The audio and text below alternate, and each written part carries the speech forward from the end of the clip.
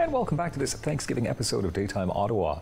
The very famous Paula Roy joins us right now, of course. She's the host of Paula Roy's Favorite Foods right here on Rogers TV. Hello, Paula. Hello, Dylan. Is this a favorite time of year for you? Absolutely. I love fall. It's a chance to switch gears in your cooking, in your wardrobe. It's just, there's all kinds of great things about it. Oh, and I love it too. And I see that you brought pretty much, well, a lot of good stuff that we're going to be sampling here on TV. Thank you. And we're trying to keep people healthy at this time of year. That's right. And my big starting point thinking about new side dishes for Thanksgiving and for the fall is that in the old days, someone showed up and said, oh, I'm a vegetarian at Thanksgiving. Oh, just have the potatoes, no gravy.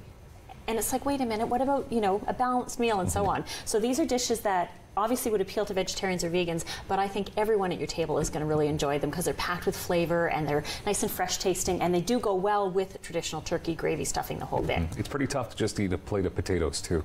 I could do it. I would take one for the team. Just a plate of potatoes. There's much no more to gravy. life. I don't know. Yeah. Okay. So instead, we have sweet potatoes as our starting dish here. Sweet potatoes, okay. And sweet potatoes are great, and you often see that on Thanksgiving menu. In the U.S., they love to make a sweet potato and marshmallow casserole. They throw in marshmallows. Yeah. So would you cook the marshmallows I don't know. in the never oven? made it, never ate it. That doesn't sound as healthy as Not just so sweet much, potatoes. no. So this is a recipe that's actually featured in the fall issue of Ottawa At Home magazine, and it's roasted sweet potatoes and chickpeas, and then there's a nice lime vinaigrette on top with some smoked paprika, really tasty, and then we put some green pumpkin seeds and coriander on top for a little bit of crunch. So it's got a lot of flavor going on in there, and it doesn't fight with the flavors of the turkey dinner. So it's just really, really tasty and healthy. You mentioned Ottawa At Home magazine. You happen to be the food editor as well. Yes, I am. How long have you been the food editor there? A number of years now. I've been with the magazine since it started, which was, gosh, about 13 years ago. Wow. And then kind of segued into the role as food editor. And it's nice because it gets me out around the town talking to different restaurants and just finding out what's going on. And I really enjoy that. And keeping us fed. Absolutely. That's my raison d'etre. Really, it's true. Nice. So next up, we've got a kale salad, and kale kind of burst on the scene, and everybody was like, oh, kale, I should eat it. It's really good for me. But they kind of didn't know what to do with it. So I have one takeaway tip for everyone when it comes to making a salad with kale. Two tips, actually. First one is you don't really want to eat the stems because they're pretty tough. If you're going to stir fry it, it would be okay. So to take them off the stems, you just kind of hold it and unzip it.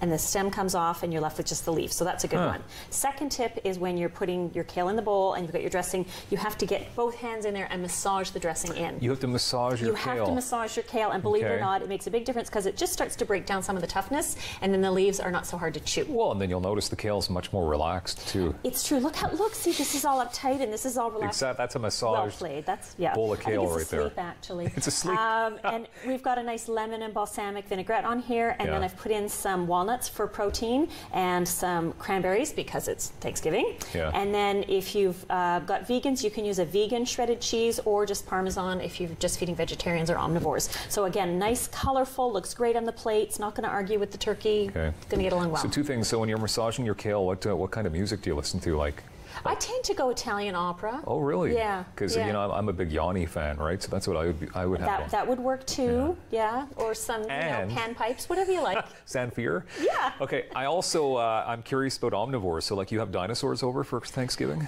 No, they're only allowed at Christmas. Okay. So the omnivores are the people who are allowed all the time that eat everything. Okay. So it just sounds like a very like. I know. I'm an omnivore. Maybe in your house. Maybe in your house. So last up, I'm going to get you to help me build this great quinoa salad. So we've got some cooked quinoa, and I like to use a mix of white and red. You can actually buy bags of it because it looks a little prettier if it's just the white. Can you just explain what quinoa is? Because I know sure can. we've explained this on the show before, but it's not. It's a seed. It's a seed, but it's sort of new, right? I mean, people. Well, it's actually like ancient. Kale.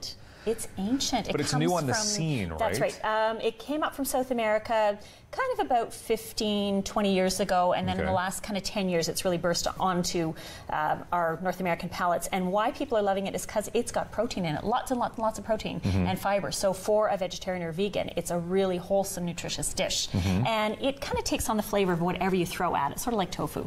So it absorbs what's going on, and that just makes it more flavorful. It's got a bit of a nuttiness, which I really like. And you just cook it in a pot with water like rice, but it cooks up a lot faster than other so-called ancient grains like brown rice and so on. It's super quick, isn't it? Don't you basically just add it to boiling water? No, that's couscous you're thinking of, which is wheat-based. So this is gluten-free as well, which is also really great if that's a concern at your holiday table. So we're going to add in some roasted squash and red onion. You want me to do that? Get you to dump that in. Do you want me to put the whole thing in? Oh, yes. All right. And then for some fresh flavor, we've got a lot of chopped apple here, and that also just adds another nice color to the bowl. And then last but not least, we've got a nice apple cider vinaigrette with a little bit of red onion in there and some celery seeds, a little bit of mustard. And I'm going to challenge you to stir that up. that is the right word, actually. 'Cause, yeah. You can do it. I know you can. Without making a mess. It is a So challenge. again, we're used to seeing squash on a lot of Thanksgiving menus. Often it's roasted up and then pureed with a whole lot of butter and maple syrup, and that's delicious too. But again, this is a bit lighter, a bit healthier, and that's all you need to do. And That's you really can it. make any of these ahead of time, which is super if you're got a house full of people. I know I'm going to have 25 or 30 in my house. Are you so really? Sure. Do it all the time. Is this just all family and friends, or Yes. just people just show up because they know you're Paula Roy? That may happen. I'll be locking the door in case you're thinking of coming. Like, I know. What do you mean? What? You just said you're going to lock the door. You can come to the in back case. door. It's okay. Yeah, so look, you've got 3 beautiful things. Put those on your table, and I would be surprised if you don't have everyone eating those along with whatever traditional Thanksgiving foods you're planning to serve. You basically just said that your back door is going to be unlocked to all of Ottawa, too. So They don't know where I live. You It's kind of okay. gave away. It's okay. Okay, fair enough. All right, looks really good. Looks healthy. But, I mean, your favorite foods, though, at this time of year? I am a turkey girl. Are you? Definitely go for turkey and stuffing, but very traditional sage and onion stuffing, gravy. I usually make my turkey the day before, so on Thanksgiving Day I can just play and have fun. I've already got my mashed potatoes in the freezer, squashes in the freezer, stuffings in the freezer, cranberries made, zucchini relish. So wow. Thanksgiving's fun. You just don't have to make it too much work. It is super fun. Just to go back to your first recipe, too, because you've got the pumpkin seeds on the end. So yes. Those pumpkin seeds now, are they are they bought like that? Or, they are. Or You can get these in any bulk store. They're called pepitas. P-E-P-I-T-A-S, pepitas, of course. Try a pepita? And they're great in, even in a wrap, if you want a little crunch. They've just got a nice little bit of nutty flavor and some crunch, and it adds more fiber to the dish. So all of these are pretty high in fiber, and like I said, they've all got protein, whether it's from the quinoa, the nuts and the cheese, or the chickpeas. So you're serving up some health. Because I'm more familiar with pumpkin seeds looking all slimy and sort of big and white, and so that's just like a different look for a pumpkin seed. I know, and a little easier to eat. I like it. Can I try this too? Absolutely. If you don't mind? Yeah, There you it's go. good to have a plate too.